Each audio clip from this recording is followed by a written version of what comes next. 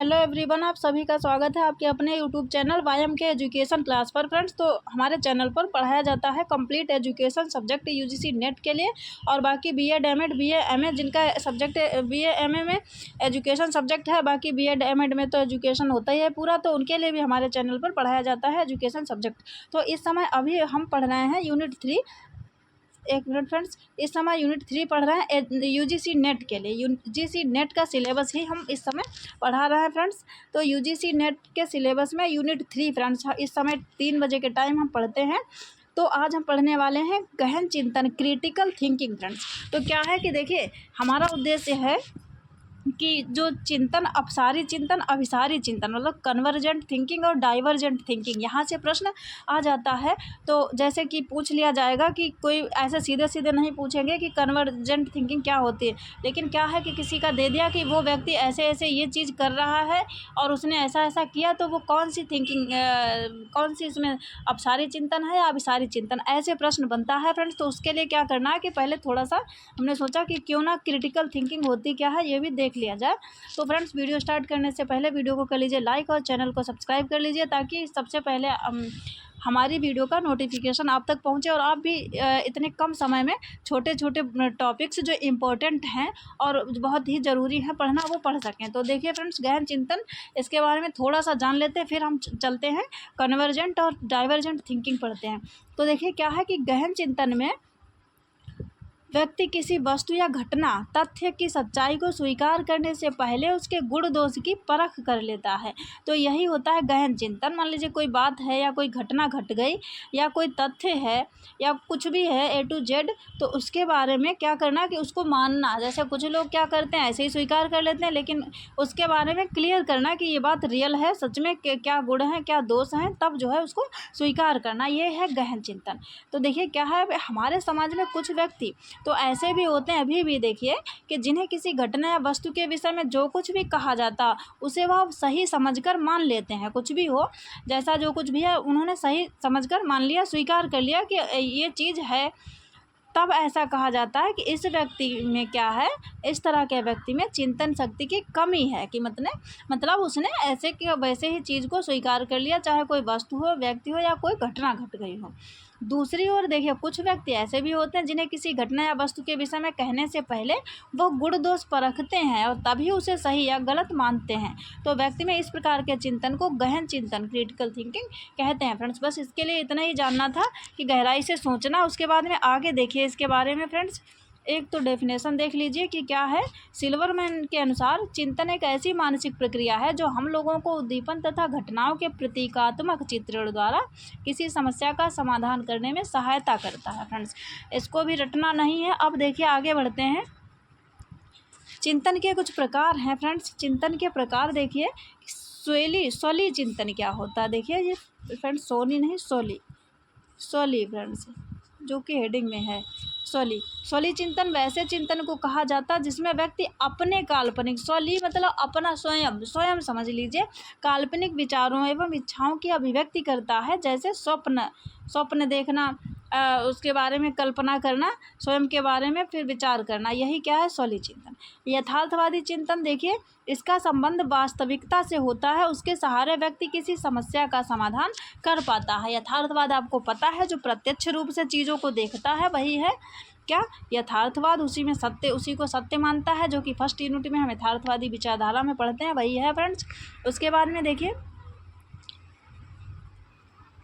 Friend देखिए, अब देखिए अभिसारी चिंतन क्या है। मेन उद्देश्य हमारा यही था, अपसारी और अभिसारी में डिफरेंस समझना। यही हो जाते हैं कन्फ्यूज, और यहाँ से प्रश्न पक्का बनने की पूरी उम्मीद होती है फ्रेंड्स। यहाँ से प्रश्न पिछले 1-2 ईयर्स में आ भी चुका है कि वो अमुक व्यक्ति ऐसे ऐसे कर रहा है, तो वो कौन सा चिंतन कर रहा है फ्रेंड्स। तो देखिए क्या है अभिसारी चिंतन।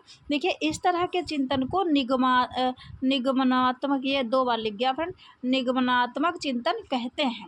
इसमें क्या होता है, दिए गए तथ्यों के आधार पर, देखिए निगमन, आगमन, निगमन जो विधियां आपने पढ़ी होंगी और आगे आएंगी, तो क्या है कि वही चिंतन भी उसी तरीके से है। तो आपको यहाँ से वो दोनों विधियां भी वो क्या होंगी, क्लियर हो जाएंगी। तो निगमनात्मक चिंतन किसको कहते हैं, इसमें क्या होता है, जैसे दिए गए तथ्यों के आधार पर कोई सही निष्कर्ष पर पहुंचने का प्रयास किया जाता है। जैसे कुछ तथ्य आपको दिए रहेंगे, फिर उन्हीं को क्या करना, सॉल्व करके आपको किसी निष्कर्ष पर पहुंचना।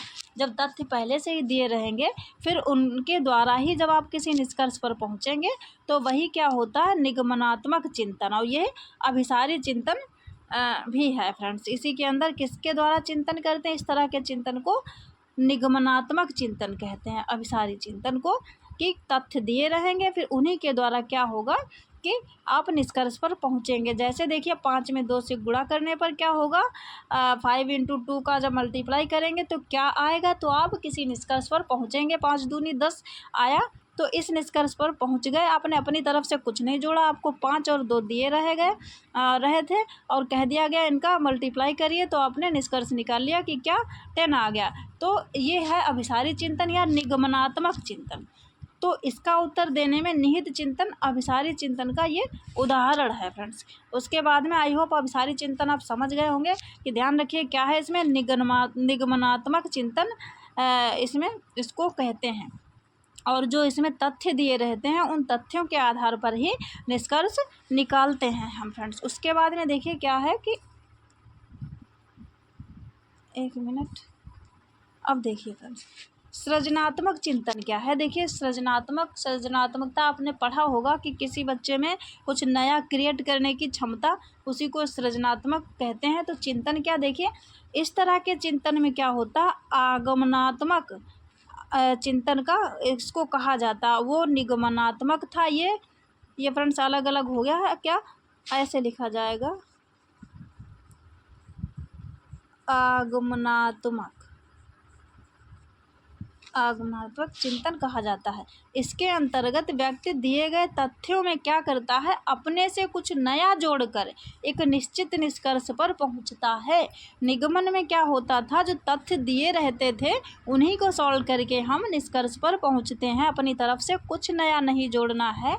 लेकिन सृजनात्मक चिंतन में क्या करना, इसमें आगमनात्मक चिंतन इसी को कहा जाता है, और इसमें कुछ अपनी तरफ से नया जोड़कर एक निश्चित निष्कर्ष निकाला जाता है।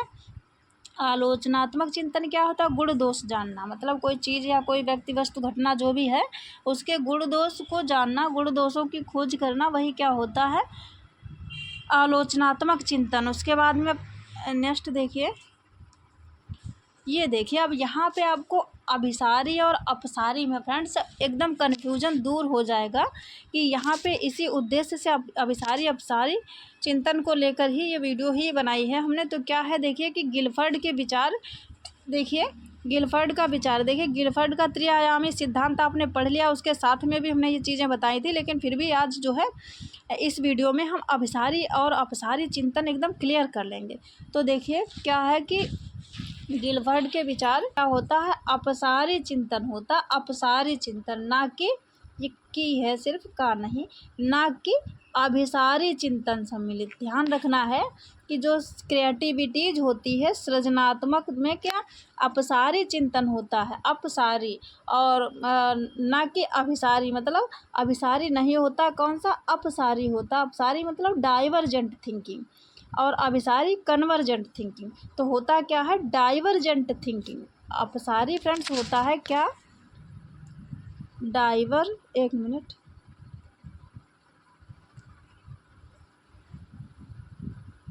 डाइवर्जेंट थिंकिंग फ्रेंड्स, ये फ्रेंड्स डाइवर्जेंट थिंकिंग शॉर्ट में लिख दिया हमने, ये होता है अपसारी। और अभिसारी क्या होता है, अपसारी क्या होता है फ्रेंड्स, अभिसारी यहाँ बता दे ऐसे, कन्वर्जेंट थिंकिंग,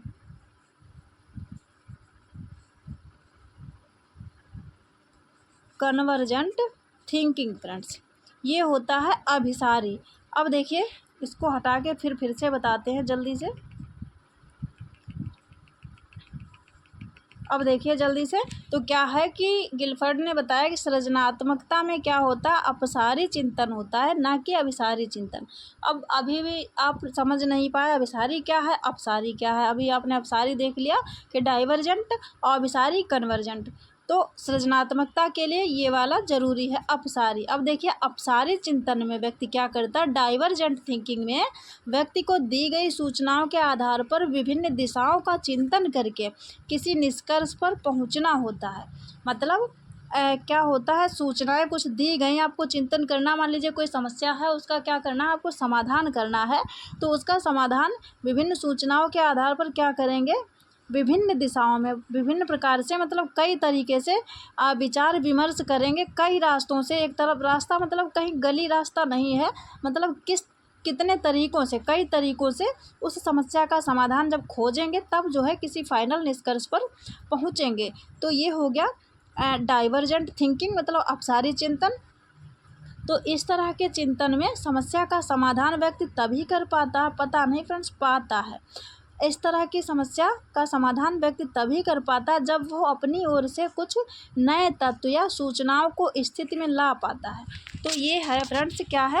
और इसी प्रकार के देखिए इनके सिद्धांत में भी बताया था कि जो अपसारी चिंतन होता है उसी से जो निष्कर्ष निकलते हैं फ्रेंड्स, उन्हीं को क्या सत्य माना जाता है, उन्हीं को सत्य माना जाता है।